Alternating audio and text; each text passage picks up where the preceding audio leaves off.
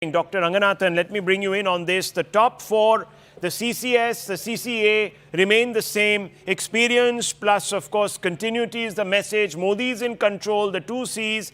But most importantly, there are misgivings about the minorities not being given enough. Muslims are not being given enough portfolios, this, that, the other. Mr. Chaudhary is just warming up to this game. And when I go back to him, he'll open that front. So I want you to anticipate it. Give us an idea of first what your thoughts are and then get into the nitty-gritties. Good evening, Rahul, and good evening to my fellow panelists. First, a gentle castigation of you, Rahul. You can either, I think you should either have this show that you have or write an article. Because once you write an article, there's so many facts you give in it that it's redundant to have this show. I read your article on the Muslim representation. There's no point debating it. You've completely killed it. Thank you, sir. Anyhow, I need to make a couple of points rather before Kamruji, my good friend, comes in. Number one, as far as Muslim representation is concerned, I'm sure you would ask him or love to ask him, why is it that the Congress and its allies in Maharashtra did not have a single Muslim candidate? Number one, if they were so worried about Muslim representation.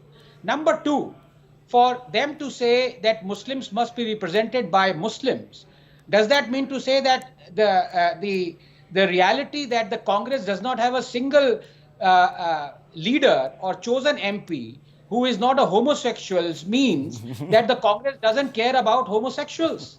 And number three, of all the MPs who are elected as Muslim MPs, do the Congress and other allies mean to say that they will no longer care for the Hindu electorate in their constituencies just because they are Muslims? And number four, and I've said the data before you, no Prime Minister living or dead has done as much for Muslims as Narendra Modi has. So if Kamruji can bring out rebuttal for any of these 4 points, starting with the fact that Congress did not have a single Muslim as a candidate, shameful for Congress, and now they are preaching principles of Muslim representation to others. So, I'd be grateful. But coming back to the portfolio, I think Modi, as you rightly said, has chosen for consistency rather than change. The big four remain the same, i.e. the Home Minister Amit Shah, the Finance Minister Nirmala Sitharaman, Defense Minister Rajnath Singh, and the Minister for Statistics and Program Implementation. And I'll give you 1 lakh rupees, Rahul, if you can tell me who was the ex-Minister for Statistics and Program Implementation. Oh my gosh, that's right.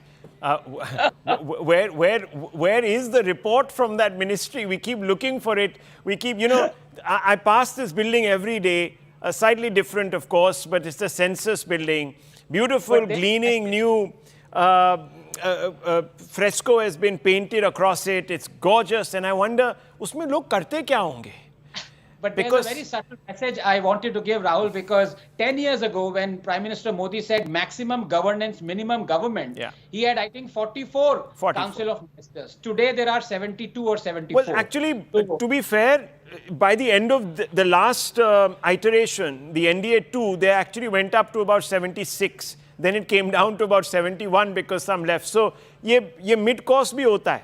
So, I think everyone likes their births. Some are still, but most are productive. Anyhow.